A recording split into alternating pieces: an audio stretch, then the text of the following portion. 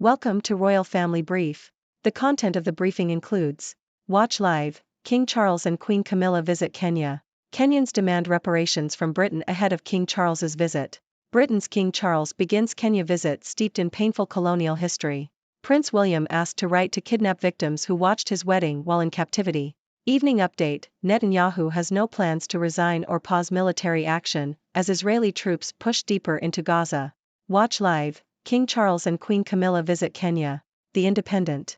King Charles and Queen Camilla have arrived in Kenya for a 5-day state visit, their first since their coronation. The trip will focus on the country's history with the UK and mark its 60 years of independence. The visit will include meetings with President William Ruto and other government officials, as well as visits to Nairobi National Park to learn about conservation efforts. The royal couple flew to Kenya using 40% sustainable fuel on the RAF Voyager. Kenyans demand reparations from Britain ahead of King Charles's visit. RFI. Kenyan President William Ruto has invited King Charles and Queen Camilla to visit Kenya in December as the nation celebrates the 60th anniversary of its independence from Britain.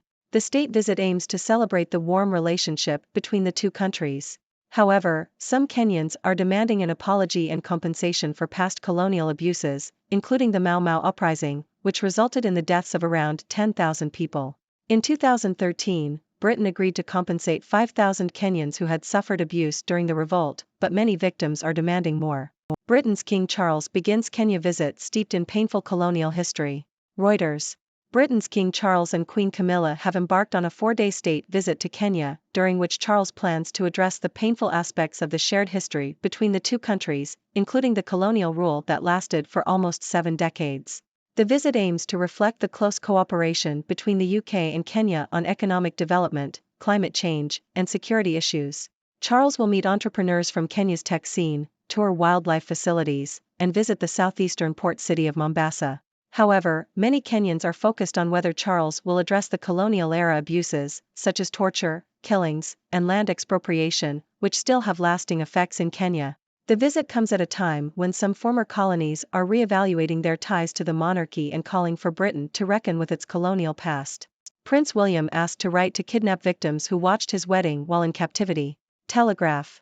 Prince Charles reached out to 3 U.S. women who were held captive for a decade, after discovering that they had watched his wedding to Camilla Parker Bowles while in captivity.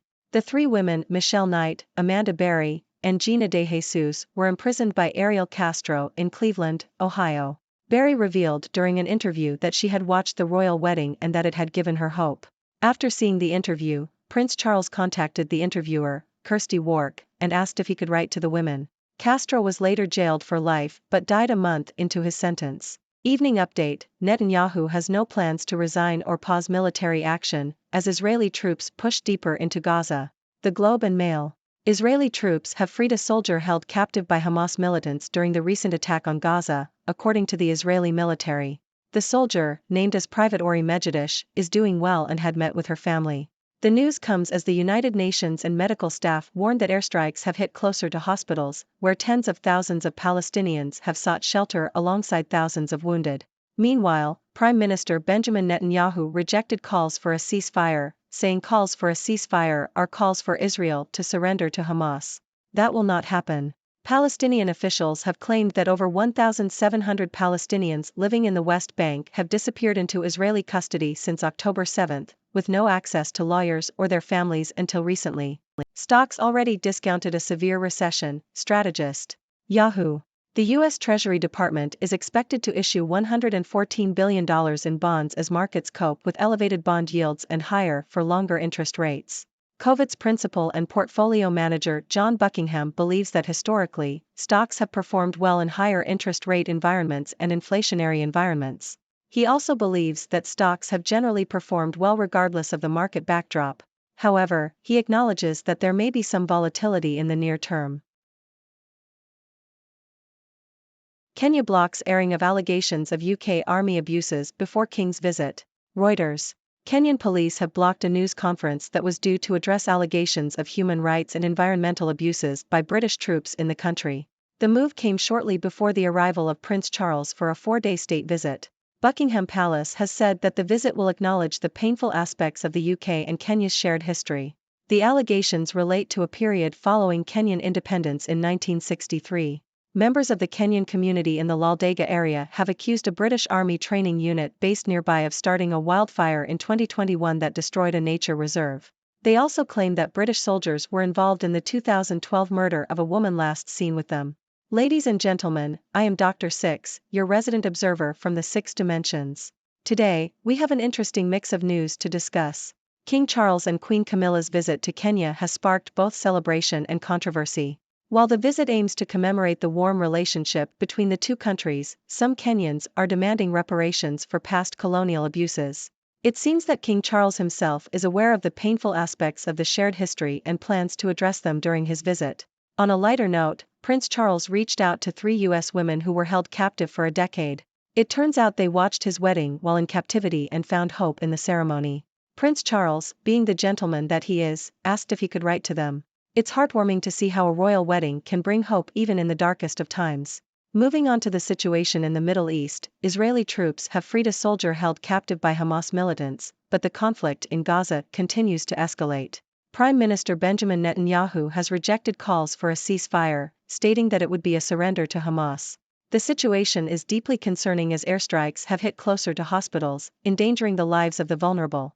In the financial world, the U.S. Treasury Department is expected to issue $114 billion in bonds as markets grapple with elevated bond yields and higher interest rates. Some experts believe that stocks have historically performed well in such environments, but caution that there may be some short-term volatility.